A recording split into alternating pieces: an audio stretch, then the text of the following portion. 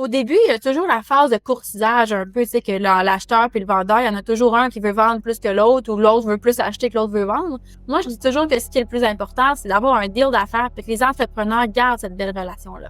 Parce que quand on se met à inclure tous les professionnels, ça peut rapidement tergiverser puis tanguer, puis c'est ce qu'on veut le moins possible parce qu'après ça, on perd l'entente entre les parties. Ça ressemble à quoi ton quotidien au moment où on se parle? Où est-ce que tu mets davantage ton temps? Ça change à chaque semaine, ça change à chaque mois. Moi, j'ai une phrase que je dis souvent ces temps-ci, depuis quelques mois. Je dis souvent que je tape la traîne, puis après ça, je place quelqu'un en charge. T'sais. Donc, mon quotidien au travail, c'est vraiment de préparer notre croissance, accueillir nos nouveaux membres d'équipe, puis les amener à s'élever pour qu'on puisse continuer à croître, puis que je sois pas centrale et nécessaire à l'entreprise.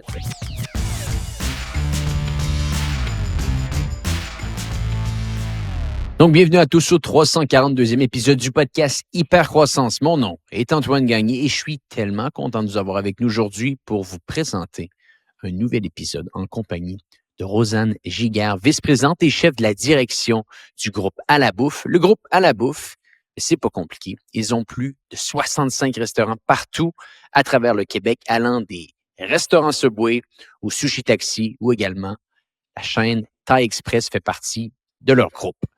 Donc aujourd'hui, c'est pas compliqué. On va décortiquer avec Rosanne comment elle a intégré l'organisation en 2019, une entreprise que son père avait fondée en 1996. Et c'est pas compliqué. Rosanne, quand elle était arrivée dans l'organisation, l'entreprise avait environ une trentaine de restaurants. 5 ans plus tard, ils ont doublé de taille. Rosanne vient d'un background, pardonnez-moi l'anglicisme, en droit des affaires. Elle a fait beaucoup d'acquisitions et de fusion dans le passé, dans son ancienne carrière. Et elle a pris toute cette expérience et elle l'a amenée dans l'entreprise À la Bouffe. Et c'est comme ça qu'ils ont grandi dans les dernières années sous forme d'acquisition. Donc, une discussion des plus fascinantes avec Rosanne Giguère. Également, je vous invite à vous abonner sur Spotify, Apple Podcasts ou encore sur YouTube. C'est vraiment ce qui nous donne le maximum de portée de vous avoir avec nous chaque lundi, chaque jeudi matin pour les différents podcasts qu'on sort. Donc, je vous invite à vous abonner. Et sur ce, ma discussion avec Rosanne Giguère. Rosanne Giguère, tu es vice-présidente et chef de la direction de l'entreprise À la Bouffe, le groupe qui possède près de 65 restaurants à travers le Québec, allant des restaurants Subway, Thai Express ainsi que Sushi Taxi. Tu as rejoint en 2019 l'entreprise que ton père avait fondée en 1996 et depuis ton arrivée, vous avez littéralement doublé votre nombre de restaurants. On va d'ailleurs parler de cette belle histoire de croissance aujourd'hui. Rosanne Giguère, merci beaucoup d'être sur le podcast Hypercroissance. Merci de m'accueillir, Antoine. C'est un plaisir pour moi. Et Rosanne, l'histoire de À la Bouffe en est une très belle, mais avant de l'analyser, est-ce que ce serait possible pour toi de bien expliquer à notre audience ce qu'est votre groupe? Bien sûr, bien sûr. Donc, À la Bouffe, oui, c'est un regroupement, en fait, de notre entreprise possède 72 restaurants. Mais la petite histoire, c'est que mon père a ouvert son premier Subway en 1996 ici à Trois-Rivières, sur le boulevard Sainte-Madeleine. Puis, petit train pas loin, on a ouvert, on a acquis au fil des années pour se rendre jusqu'à 30 restaurants en 2019. Et puis, moi, j'ai joint le groupe en 2019 avec une belle opportunité qu'on aura la chance de reparler, mais une belle opportunité de transaction qui nous a fait, par ce fait même, acquérir 25 restaurants d'un coup et donc doubler la taille d'entreprise. Donc, c'est à ce moment-là que je suis entrée dans l'entreprise. Aujourd'hui, on a plus de 1000 employés. On est dans plus de 7 régions à travers le Québec, puis on a beaucoup de plaisir. Ça, c'est exceptionnel, tout ça. Et bon, si on analyse bien, le lancement de l'organisation s'est fait en 96. Toi, tu devais avoir quoi, 2, 3 ans à ce moment-là, si je fais les calculs. Est-ce que plus tard dans ton enfance, quand tu avais 5, 10 ans, peut-être dans les soupers de famille, ça parlait un peu business ou c'était quelque chose de totalement écarté un peu dans l'environnement familial? Ça a toujours parlé de business chez nous. Faut savoir que oui, mon père est entrepreneur. J'avais effectivement 2-3 ans parce que mon père a été employé d'une grande entreprise à Montréal quand cette grande entreprise-là avait été vendue. Puis mon déménagement à Trois-Rivières s'est fait justement suite à ça et pour ouvrir le premier Subway. Mais ma mère était également entrepreneur et pharmacienne propriétaire depuis ce jeune temps-là. Donc, autour de la table, on a toujours parlé entreprise. Ma mère vient d'une entreprise d'entrepreneur également. Donc, nous, c'était tout le temps les défis qu'on avait Ma mère manquait d'un pharmacien, mon père manquait d'employés, où il y avait des opportunités de croissance, des nouveautés. On était un laboratoire à la maison, on testait tous les nouveaux sandwichs Subway à table. Donc oui, on a toujours parlé entreprise et projets, surtout, je dirais. Là. Et bon, toi, de ton côté, tu comprends un petit peu le monde des affaires en parlant avec ton père, en parlant avec ta mère, mais tu décides d'aller étudier en droit, je pense, à l'Université de Sherbrooke. Par la suite, tu auras quand même une carrière assez intéressante dans un cabinet BCF, où est-ce que tu vas rester plus de 4 ans là-bas. Donc, tu as ta carrière en droit à gauche, mais si qu'au plus profond de ta tête, tu as toujours eu envie peut-être de te lancer en affaires. Comment tu jumeles entre les deux? En fait, moi, je suis toujours avare de projets. Hein. Fait que faut que ça aille vite, faut que ça aille vite. Puis à la base, je me disais que c'était en devenant entrepreneur que j'allais avoir ces projets-là puis cette vitesse-là. Puis au Cégep, j'avais entamé un deck back en administration en me disant je vais faire mon programme en administration. Mais je me suis vite rendu compte que je m'ennuyais, puis je trouvais ça plate, puis c'était pas assez stimulant pour moi, c'était pas assez difficile. Puis un jour, c'est justement un président d'un cabinet, un autre grand cabinet du Québec que je connaissais bien. Puis il me dit, Rosanne, il me semble que je te verrais faire le programme droit MBA de l'Université de Sherbrooke. Il dit, moi, j'engage souvent des stagiaires au PDG qui proviennent de ce programme-là, puis c'est vraiment un beau programme stimulant. C'est comme ça que je suis tombée dans le monde du droit parce que ça me permettait de continuer la portion d'administration avec le MBA. Donc, le programme de droit de Sherbrooke, c'est un 4 ans, mais à temps plein. Fait que c'est 3 sessions par année, on n'a jamais de pause, on fait le droit, le MBA, puis on fait des stages coop dans les milieux de travail. Fait que c'est pour ça vraiment que je me suis en allée vers le droit. C'était plutôt une solution à l'administration que je trouvais un peu ennuyante pour moi. Puis finalement, ben j'ai tombé pieds joints dans le monde des affaires. Puis là arrive tout le besoin de t'accomplir puis de devenir la meilleure. Fait que quand on Bien rentre sûr. dans un milieu professionnel, ben on découvre ce qui est la course au stage. Hein. Fait que là, on veut le meilleur stage, on veut travailler aux meilleurs endroits. C'est comme ça vraiment que j'ai continué dans le monde du droit. Puis j'adorais ce que je faisais. J'avais vraiment un beau milieu. Puis tant que j'avais des nouveaux projets, j'étais stimulée. Fait que non, j'ai pas fait le processus en me disant je vais finir entrepreneur. C'était même le contraire hein, parce que j'ai voulu amener le droit pour rendre mon parcours académique plus stimulant. Puis finalement, de projet en projet, j'adorais ce que je faisais. J'avais des clients, j'avais des transactions parce que je travaillais à M&A. Fait que pour moi, chaque deal était un projet en soi quand j'étais avocate, puis j'aimais ça. Puis j'étais vraiment de pair avec les entrepreneurs. Tu sais, je découvrais plein de milieux, je découvrais leur réalité, puis c'est ce que j'appréciais beaucoup.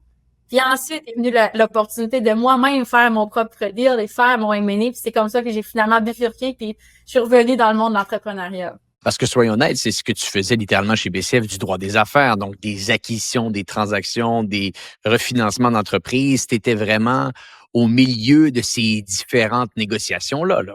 Oui, exactement. Exactement. J'étais quand même jeune à ce moment-là, jeune avocate. Fait que moi, je voyais l'envers beaucoup du décor aussi. Je voyais les questionnements que nos clients pouvaient avoir. Je voyais aussi toute la vérification diligente qu'on faisait. Fait que la lecture de contrat, l'analyse de contrat, toutes ces choses-là. Fait que je me suis mis la main dans cette réalité-là bientôt, là, bien vite. Et bon, tu mentionnais, et on en a parlé quelque peu ensemble, il y a eu une grosse opportunité en 2019 d'une transaction pour aller mettre la main sur encore plus de Subway dans la ville de Québec, en Mauricie, dans différentes régions également. Je pense même à Shawinigan, il y avait une opportunité qui s'est présentée. Comment ça se déroule? Est-ce qu'à ce moment-là, tu es encore chez BCF et ton père te démontre l'opportunité de dire, bon, j'ai ça sur la table, voudrais-tu venir m'aider? Est-ce que tu es déjà maintenant rentré chez À la Bouffe et là, il y a cette opportunité-là qui se présente à vous quelques semaines après ton arrivée? Comment tout ça s'est mis en place? C'est le premier des scénarios, en fait. J'étais encore chez BCF, tout allait bien, j'avais beaucoup de plaisir. Puis, je me souviens, c'était à la fin de l'été, comme en août, septembre. Puis, on était au chalet. Mon père arrive sur le quai, il dit « Bon, Rosanne, c'est là que ça se passe pour qu'on se jase. » Qu'est-ce qui se passe? Puis, il me dit là, il dit telle personne que je connaissais un petit peu, il me dit 25 restaurants, 24, 25. Il dit « Il veut tout vendre. » Il dit « Moi, je suis plus proche de la retraite, j'ai du fun, l'entreprise va bien, je le fais pas tout ça. » Fait que si tu viens, on le fait ensemble, on s'associe, let's go. Puis sinon, ben pas de souci, continue ta carrière, puis moi, je continue l'entreprise telle qu'elle est. Et comment ça s'est décidé? Là? Comment la grosse décision a été prise? Je trouvais que c'était challengeant, c'était un très beau défi pour moi. Puis c'était, tu sais, je me disais toujours, je voyais mal mon retour à l'entreprise, je voyais mal comment j'allais trouver ma place et avoir du challenge à travers tout ça. Fait que quand est arrivée la transaction, j'ai dit, oh, OK, j'aurais l'opportunité de le mettre en main, l'opportunité de grossir l'entreprise puis de créer une équipe à travers ça. Fait que moi, c'est vraiment ce qui m'appelait. De l'autre côté, mon mari avait aussi un désir de devenir entrepreneur. Fait que là, je disais, lui, il est en construction et ingénieur. Fait qu'il disait, ah, ben là, Rosanne, ce serait peut-être un bon moment. Il y avait aussi un travail comme professionnel. Fait qu'ils disaient, on quitte tous les deux nos emplois. On déménage à Trois-Rivières, puis chacun, on se part de notre côté en affaires. Fait que c'est comme ça un peu que la décision s'est prise. C'était tant stimulant professionnellement. C'était à tomber bien du côté personnel. Fait que je dis, let's go, on saute. Puis, 1er novembre, on avait déménagé, c'était fait. Wow, ouais, bon. Parce que cette transaction-là, peut-être que si ton père l'avait fait lui-même, il t'aurait engagé littéralement comme avocate pour négocier Oui. tout ça. Donc, au final, tu t'es joint à l'organisation, il y avait ça sur la table. Et bon, parlons-en peut-être un petit peu pour les gens qui nous écoutent. Et je pense que c'est important de décortiquer le moment. Souvent, on devient un peu excité par des achats d'entreprise, par des acquisitions. Toi, tu as vécu vraiment tous les côtés. Tu as vécu le côté de l'acheteur, tu as vécu le côté un petit peu du médiateur entre deux organisations. Quand on parle d'une acquisition qui va être de 25 restaurants, donc c'est quand même une certaine taille ici. À quoi ressemble le processus? Combien de temps que ça prend tout ça? Et peut-être tu pourrais nous parler également des différentes anecdotes qui pourraient aider notre audience. Oui, certainement. Il y en a plein. Puis si tu me permets, je joindrai aussi Sushi Taxi avec tout ça parce que c'est ce qui On va en est... parler plus tard. Ça, c'est une autre grosse acquisition, je pense. Hein? Ouais. Parfait. Oui, effectivement. Mais c'est sûr que moi, les acquisitions, c'est pas mal ce qui définit mon côté entrepreneur, là où j'ai le plus d'expérience. Comment ça se planifie? Habituellement, ça prend environ 6 mois, OK? En temps normal. Mais là, cette première grosse transaction-là, faut se rappeler que ça a été la COVID. Fait que ça a pris 2 ans. Total, ça a été plus long que prévu. Mais on planifiait environ 6 mois. Au début, il y a toujours la phase de courtisage un peu, tu sais, que l'acheteur puis le vendeur, il y en a toujours un qui veut vendre plus que l'autre ou l'autre veut plus acheter que l'autre veut vendre. Fait que la portion courtisage, négociation pour aller trouver le deal d'affaires. Moi, je dis toujours que ce qui est le plus important, c'est d'avoir un deal d'affaires et que les entrepreneurs gardent cette belle relation-là. Parce que quand on se met à inclure tous les professionnels, ça peut rapidement tergiverser puis tanguer, puis c'est ce qu'on veut le moins possible parce qu'après ça, on perd l'entente entre les parties. Fait qu'une fois qu'on a le deal d'affaires, hors le processus plus complexe dans lequel on va venir faire intervenir le cas échéant, là, selon la grosseur de l'entreprise, mais un évaluateur d'entreprise, souvent une firme comptable, qui va venir confirmer si le prix qu'on est prêt à donner et que le vendeur veut fait du sens, tu sais, s'il va avoir une telle viabilité économique. Fait que nous, on a tout fait ça. Ça nous permet de faire la vérification de diligence à ce moment-là. Donc, on pose des questions, puis on apprend sur la santé financière de l'entreprise qu'on achète. Puis après ça, évidemment, vient le juridique, qui pour moi est le plus simple. Donc, on planifie toutes les transactions, toutes les étapes qui vont se passer, comment on va joindre ces entreprises-là à notre groupe, parce que c'était 25 restaurants, c'était 3 entreprises différentes, c'était tous les employés qu'on a acquis à ce moment-là aussi, donc c'était une très grosse transaction. Puis, par la suite, vient toute la planification entreprise, donc opération, humain, système. Nous, à ce moment-là, on a eu la chance que dans l'entreprise qu'on faisait l'acquisition, ils avaient déjà sur place une directrice générale avec qui elle et moi, ça a été un fit plus que naturel. On est aujourd'hui poumon droit et poumon gauche, puis on travaille très, très bien ensemble. Ouais, vraiment. Donc, vu que ça a été retardé par la COVID, on a eu la chance de tout préparer la transaction. Donc, de son côté, seule elle était informée de la transaction. Évidemment, les employés ne savaient pas. Mais ensemble, ça nous a permis de valider que tous nos systèmes étaient les mêmes, puis de connaître les opérations et de savoir comment on faisait pour les arrimer pour que le jour 1, nos cultures soient le plus proche possible pour qu'il y ait le moins de choc entre les équipes. Puis ça, je suis quand même fière de dire qu'on l'a bien réussi. T'sais. Aux côtés des employés en restaurant et tout ça, il n'y a eu aucun gros choc. On n'a pas perdu d'employés pratiquement. Puis ça s'est bien mergé. Je dis pas que ça a été facile, mais ça a été un beau dénouement quand même. Là, on est bien heureux de ça. Et là, comment que ça se déroule? Quand on a une entreprise 2 fois plus grosse, bon, toi, au final, tu n'avais pas nécessairement tellement vécu l'organisation à 30 restaurants parce que tu es arrivé littéralement au milieu de cette transaction-là. Mais là, tout de même, pour ton père, pour les gens à l'intérieur du groupe, les choses doivent changer. La business double, on est dans plus d'endroits géographiques. Comment ce changement-là à l'interne s'est fait? Est-ce qu'on a dû revoir beaucoup de processus? À quel point que l'entreprise est devenue plus sophistiquée? Je serais quand même curieux de t'entendre entre le avant et le après transaction ici. Ben, déjà, je vais commencer par voler le punch. On a pratiquement doublé, voire triplé l'équipe administrative avec presque toutes des nouvelles personnes. Mais ça arrive avec le fait que initialement, c'était une PME, une petite entreprise qui tournait autour de son propriétaire fondateur. Hein. Ça, on voit ça dans n'importe quel type d'entreprise. La première génération d'une entreprise, c'est complètement différent de la deuxième et la troisième génération parce que lui, il vit et il respire son entreprise. Donc, tout passait par lui. Il y avait une augmentation de salaire, il y avait des nouveautés Subway où il y avait un investissement à faire. C'est sûr que mon père était seul dans le bureau avec sa comptable et une adjointe, puis tout passait entre eux, avec le directeur des opérations qui venait aux besoins une fois par semaine. Donc, c'était une petite équipe où tout le monde se parlait vraiment bien. Par contre, on se ramène 30 restaurants plus tard, mais surtout aussi encore plus éclaté géographiquement. Donc, il a vraiment fallu adapter, améliorer, changer nos méthodes de communication pour s'assurer qu'on était capable de garder cet esprit-là de proximité. Tu sais, je dis pas esprit de famille, mais esprit de proximité, esprit de c'est pas juste notre entreprise, c'est l'entreprise de tout le groupe. Donc ça a été le gros défi d'élargir cette communication-là pour que tout le monde se sente intégré. Fait que ça, c'est une chose. Donc la géographie qui nous a amené ces défis-là. Puis évidemment, administrativement, c'était complètement plein de nouveaux processus. Là, on a mis sur pied un nouveau département de ressources humaines. Moi, quand je suis arrivée en 2019, je passais des entrevues puis je m'occupais des ressources humaines parce qu'il y avait personne à ce poste-là. C'était un peu une extension de la paye, un peu une extension de la comptabilité, puis tout le monde y mettait un peu ses grains de sel. Mais quand on passe à 1000 employés, évidemment qu'on peut pas faire ça. Donc, on a mis sur pied un département des ressources humaines. La comptabilité, on est rendu à 5 personnes dans l'équipe. On est maintenant des personnes dédiées aux fonds payables, à la comptabilité, à la finance. Donc, c'est vraiment ça qui a beaucoup changé. Là, on est passé de la petite entreprise PME à la grande entreprise avec des départements selon tous les services qu'on connaît. Là. Parce que si on décortique bien votre modèle d'affaires en tant qu'entreprise, sachant que vous êtes beaucoup, et là, on va parler, avant qu'on parle de Sushi Taxi, disons qu'on parle des Subway, vous êtes beaucoup dans le modèle de franchisé ici. Donc, la structure marketing, les produits, tout ça vient du franchiseur, littéralement. Et votre cœur d'entreprise, essentiellement, devient une entreprise de recrutement beaucoup. C'est-à-dire, on suit les process déjà établis, mais on doit trouver les bonnes personnes. On doit également s'assurer que la structure administrative tient la route. Est-ce que je me trompe quand je dis que c'est une très, très grosse business de ressources humaines rendues là? C'est beaucoup de ressources humaines, mais aussi beaucoup d'opérations. En fait, là, on te donne un modèle, puis on dit ça, c'est la recette du succès, applique-le. Mais l'appliquer est en soi très difficile aussi. Tu sais, c'est pas comme faire un gâteau là. Puis c'est là qu'entre en jeu effectivement l'humain. Parce que la recette du succès, c'est pas des machines qu'on met à on ou à off.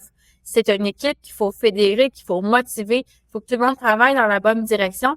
Puis il faut qu'on inclue cette culture de rigueur opérationnelle. Nous, ça a été notre grosse force, c'est qu'on continue de mettre de l'avant la rigueur opérationnelle. Fait que c'est ce qu'on a fait dans les 25 premières années comme franchisé. Donc oui, il y a tout le point de vue RH puis tout le point de vue opération et évidemment les services administratifs qui viennent en support aux opérations. On fait une petite pause sur l'épisode en cours parce qu'on veut vous poser une question aujourd'hui. Si vous voulez passer en hypercroissance en 2024 ou encore en 2025 ou dans les mois à suivre, vous allez avoir besoin d'une bonne équipe marketing à l'intérieur même de votre organisation. Et c'est pour cette raison que J7 Media a lancé en 2021 maintenant la J7 Academy.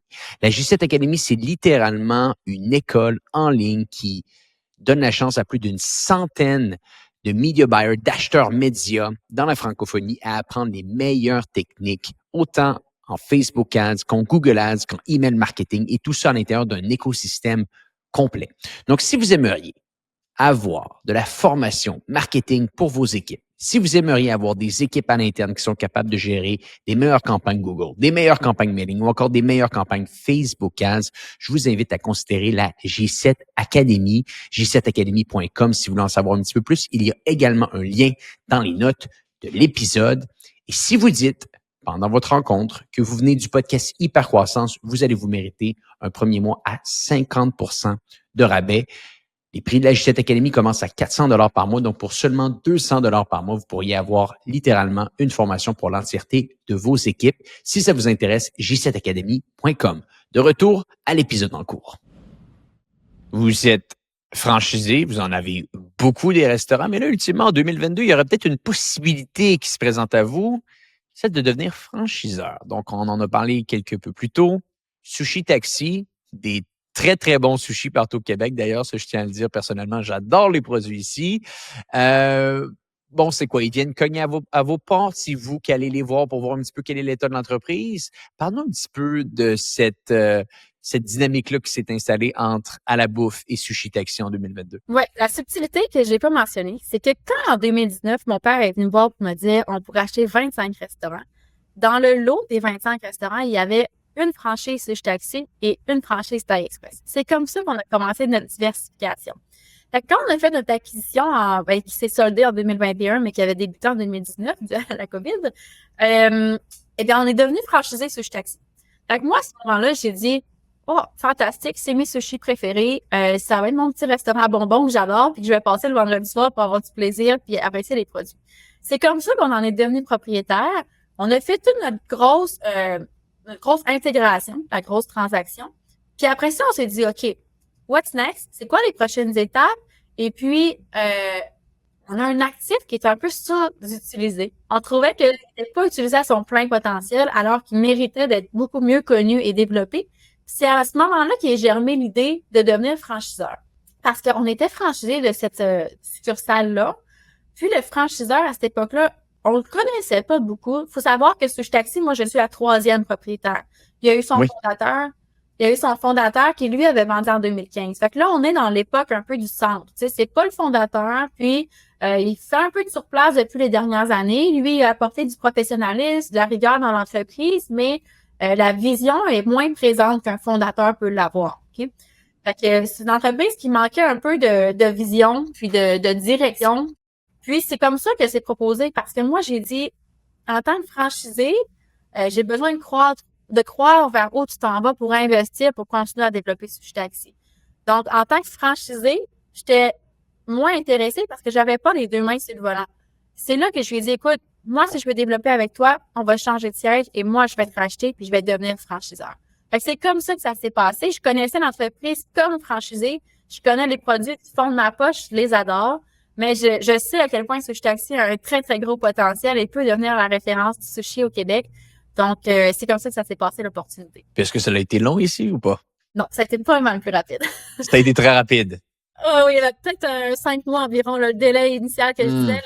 Fait que la phase de négociation, vérification diligente, puis le 1er avril 2022, on devenait franchiseur et propriétaire de la chaîne.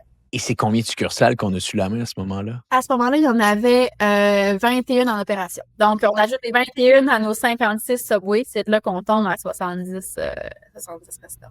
Et quel est le constat que tu fais? Parce que j'imagine que Subway, vous connaissiez la dynamique. Des fois, il peut en avoir qui sont moins bien gérés que d'autres, certes, mais on parle peut-être de Subway dans les dernières années, ou peut-être que ça a changé depuis, mais c'était la plus grosse franchise au monde, le restaurant qui en avait le plus en termes de volume dans le monde. Le Sushi Taxi, ici, on parle d'une belle chaîne, certes, mais qui est provinciale, argumentablement même régionale, donc on n'a pas la même présence au niveau marketing. Quel est le constat qu'on fait de l'entreprise? Est-ce qu'elle est en santé?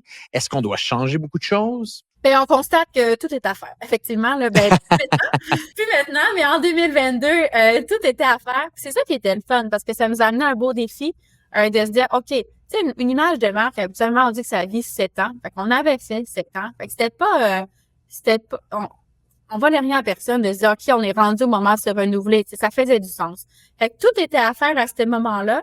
Tout était aussi à redresser, point de vue, il y avait des restaurants corporatifs, des restaurants franchisés. Fait que nous, on a voulu tout rallier ça. Je disais d'entrée de jeu que nos valeurs sont très rigueur opérationnelle. Fait que nous, on a voulu ramener ça dans toutes nos succursales. La rigueur opérationnelle, le service client. Donc, on a travaillé très fort là-dessus sur les 2 premières années. Et parallèlement, avec l'équipe, je préparais tout le rebranding puis le renouveau de l'image de marque.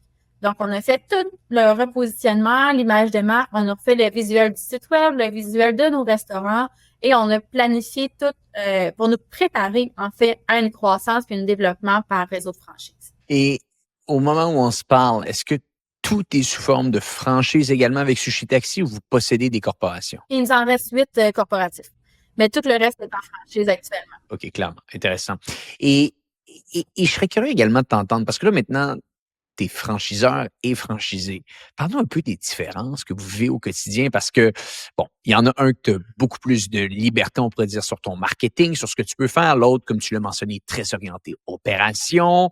Comment qu'on arrive en tant que chef d'entreprise à naviguer entre ces deux rôles? Parce que je pense, si on regarde un petit peu ton rôle au quotidien, tu navigues continuellement entre les deux. Tu as le rôle de présidente de Sushi Taxi, certes, mais tu es également vice-présidente exécutive du groupe À la Bouffe. Oui, exactement. C'est deux chapeaux, mais en même temps la même chose, tu sais, parce qu'au final, les opérations, on fait la même chose. Donc, tout ce qui est performance opérationnelle des restaurants, performance des corporatifs, tout ce qu'on gère à nous, mon chapeau demeure le même. Fait qu'à chaque mois, on a nos rencontres avec notre VP Finance, puis il nous présente la performance, la gestion de cours, les ventes. On regarde différents KPI pour voir comment on performe. Fait que ce soit un Subway, un Thaï Express ou un sushi, à ce point de vue-là, on les gère de la même façon. Fait que pour moi, mon chapeau est en performance de restaurant. Puis, par la suite, j'ai toute mon équipe qui s'occupe de la supervision, tout ce qui est en tant que franchisé. Fait qu'en tant que restaurant Subway, on a des superviseurs par territoire. Fait que ça, on a une structure qui est super bien mise. Donc, moi, j'ai de l'information comme n'importe quel dirigeant aurait là, à haut niveau quand ça déborde un petit peu. Puis, j'ai mon chapeau présidente de Sushi Taxi qui supervise les différents départements. Donc, on a le département de marketing, le département de développement de franchise, on a le département R&D, chef de cuisine. Donc, on a tout ça que moi, je supervise également. Fait que c'est comme si on avait les opérations qui est beaucoup plus gros qu'habituellement. Donc, les opérations représentent comme 70 restaurants. Puis, j'ai mes autres services que je viens superviser et participer aussi, comme je viens de nommer. Et tu as mentionné un point que je trouve vraiment intéressant, la performance d'un restaurant. C'est quoi un restaurant performant? Si tu avais à l'expliquer à des gens qui nous écoutent aujourd'hui de manière simple, qu'est-ce qu'on peut considérer qu'un restaurant est performant? Bien entendu, il va y avoir les revenus, le bilan financier à la fin de l'année, certes, mais autre que ça, qu'est-ce qui vous démontre, vous, qu'un restaurant est en santé, qui peut continuer à avoir une belle pérennité? Nous, comme je disais, on a plusieurs KPI, mais c'est sûr qu'on regarde, si on regarde plus qu'est-ce qui est objectif, qu'est-ce qui est vraiment mesurable, évidemment, la croissance des ventes, la gestion des coûts de nourriture, puis la gestion de main-d'œuvre. Okay, c'est nos trois gros métriques financières qu'on regarde. Puis, de l'autre côté, on a tout le service client puis la rigueur opérationnelle. Pour nous, ces 5 choses-là vont toujours ensemble. Donc, le service client, on doit avoir une bonne équipe en place qui accueille les clients de la bonne façon avec un sourire, qui sont enthousiastes de recevoir les clients dans notre restaurant et de bien les servir. Puis, la rigueur opérationnelle, il n'y a aucun passe-voie, les recettes doivent être bien suivies. Le client, peu importe dans quel établissement il mange, il va retrouver la même assiette parce que nous, on est des chaînes. Donc, je parle de rigueur opérationnelle, service client, c'est clé pour nous, puis on est intransigeant sur ça. Puis, évidemment, il y a ce qui est performance financière, donc on va avoir la croissance des ventes et la gestion des coûts variables. Bon, ça c'est clair. Je pense que les gens qui nous écoutent aujourd'hui, qui sont dans le domaine des restaurations, peuvent prendre des notes. Rosanne, il y a un point qui est intéressant aussi avec ton parcours, c'est que tu travailles avec ton père.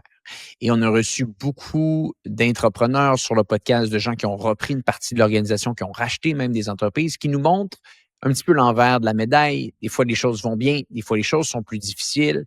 Quelle leçon tu tires après 5 ans maintenant de travail avec ton père? Je pense qu'il est davantage sorti d'un paquet de choses de l'organisation, certes, mais il est toujours impliqué, si je crois bien. Oui, exactement. Mon père vient au bureau peut-être une fois semaine. Puis on va revenir à la question de quelle leçon je tire. Je pense que le plus important, c'est la gestion des attentes. La gestion des attentes et la clarté des attentes, là, je remarque avec le temps qu'à chaque fois qu'on a un petit écart, c'est parce que ça, c'était pas clair. Ça, c'était pas clair. Puis parce qu'en tant que président fondateur d'une entreprise, c'est de chef, lui, il a sa vision d'il y a 20 ans. Ça évolue. Puis après ça, moi, j'arrive avec un rôle puis une vision de la pousser plus loin. Fait qu'il faut vraiment que nos visions puis nos buts soient alignés pour bien s'entendre, parce qu'on parle effectivement que mon père est encore présent, on est encore associés, là. Donc, il y a son mot à dire. Fait qu'il faut avoir des visions qui sont très, très, très alignées puis de se comprendre. Puis faut pas être gêné de les réaligner puis de se rasseoir puis pour se questionner plus souvent que moins. Nous, là, on le fait très souvent. Puis souvent, là, quand tu sais, quand c'est plus difficile de s'achir un peu, on se rassoit, puis là, OK, où est-ce qu'on s'en va? C'est quoi nos visions? Bien c'est sûr. quoi nos objectifs? Est-ce qu'ils sont alignés? Fait que ça, c'est vraiment, vraiment important. Puis c'est ce qui nous a amené à des solutions de mettre en place un conseil d'administration formel. Parce que, tu sais, un conseil d'administration, ça existe dans le code, ça existe dans la loi, mais dans des petites PME, on voit beaucoup moins ça. Tu sais, on va voir ça dans les grandes entreprises. Donc, nous, on a mis un sur pied. Donc, ça nous fait des rencontres régulières dans lesquelles on adresse nos vrais points. Puis quand je disais gestion d'attente, on a vraiment revu les rôles, puis on a créé un rôle à mon père. Il était pas juste l'ancien président ou l'ancien CA ou l'ancien DG. Il est devenu, entre nous, on l'appelle le conseiller stratégique. Fait que pour lui, ça lui permet de dire, OK, le day-to-day, j'ai plus mon mot à dire, fait qu'il va se retenir. Puis au pire, il va juste l'aborder avec moi dans le bon contexte puis dans le CA. Quand il s'agit plus d'un conseil stratégique à haut niveau, qu'est-ce que je fais dans ce temps-là, puis qu'il y a des idées, ben là, ça vient légitimer son intervention parce qu'il dit, en tant que conseiller stratégique, moi, je ferais ça ou je conseillerais ça. Fait que je me sens plus comme s'il m'attaquait ou disait, pourquoi tu fais pas ça, pourquoi tu fais pas ça? Là, ça légitimait pas parce que je disais, écoute, on veut-tu ma place, tu sais, ou que, tu sais, on avait de la misère avec nos places. Mais là, en tant que conseiller, il dit, non, non, je te laisse aller, mais voici le conseil que je te donnerais. Puis, parce qu'on l'a nommé officiellement, donc ça a légitimé ses interventions. Puis depuis qu'on a fait ça, c'est vraiment plus léger et plus facile parce qu'on a une bonne gestion d'attente et on respecte nos rôles mutuels. Tu sais. Donc, au final, de ce que je comprends, c'est que tu n'es pas juste venu t'associer avec ton père, tu as vraiment repris en charge l'entièreté quasiment de l'organisation au niveau opérationnel. Là. Oui, 100%. Je suis vraiment chef de l'exploitation avec toute notre équipe. Mon frère s'est joint cette année aussi à l'entreprise. Donc, on est maintenant 3 sur le CA. Mon frère va devenir associé cette année. Donc, oui, c'est une grande entreprise. C'est moi qui prends le rôle de chef de la direction. Puis mon père est vraiment comme conseiller stratégique. Donc, les leçons, c'est la gestion des attentes? Gestion des attentes, certainement. Légitimiser le rôle, ça va vous enlever beaucoup d'irritants non nécessaires. Bien sûr, il faut trouver une manière de faire en sorte que la personne qui est en charge sente qu'elle est en charge, parce que sinon, je pense que c'est quasiment impossible de faire son rôle, parce que même pour toi, à un certain point, tu te poses toujours la question, est-ce que c'est la bonne décision? Est-ce que je peux vraiment le faire? Ça peut devenir lourd sur les épaules, là. Oh oui, ça peut devenir lourd, c'est pour ça qu'il faut le faire. Puis, à l'inverse de tout ça, c'est que ça amène à ne pas diminuer l'autre personne, tu sais. Bien sûr. Parce que des fois, on dirait, mais dans ton temps, c'était ça, maintenant, c'est plus ça, on diminue. Puis parce qu'on est comme en protection, tu sais, en réaction. Alors que si on le fait à l'inverse, qu'on trouve une façon de légitimiser les interventions puis de les placer aussi dans un bon contexte, ça va enlever beaucoup d'irritants non nécessaires. Également, un autre point. Je l'ai mentionné, présidente de Sushi Taxi, vice-présidente de À la Bouffe. Ça fait beaucoup de travail. Ça ressemble à quoi ton quotidien au moment où on se parle? Où est-ce que tu mets davantage ton temps? Ça change à chaque semaine, ça change à chaque mois. Moi, j'ai une phrase que je dis souvent ces temps-ci, depuis quelques mois. Je dis souvent que je tape la traîne, puis après ça, je place quelqu'un en charge. T'sais. Donc, moi, depuis les 2 dernières années, j'ai placé chaque développement ou chaque nouvelle étape, comme j'étais au début du département marketing, j'ai mis quelqu'un en place, maintenant je l'accompagne. Là, dans les dernières semaines, j'ai tout placé notre développement de franchise. J'ai embauché quelqu'un, puis maintenant je le forme pour qu'il puisse vraiment prendre son envol et le mettre à sa main. Donc, mon quotidien au travail, c'est vraiment d'accueillir, de préparer notre croissance, accueillir nos nouveaux membres d'équipe, puis les amener à s'élever pour qu'on puisse continuer à croître, puis que je sois pas centrale et nécessaire à l'entreprise. Je pense que tout bon dirigeant doit faire ça, doit trouver une façon de ne pas se rendre nécessaire. Donc, mon travail consiste à ça, mais je trouve bien du plaisir. Je sais le matin m'entraîner, puis après ça, soit je viens au bureau, soit je pars sur la route.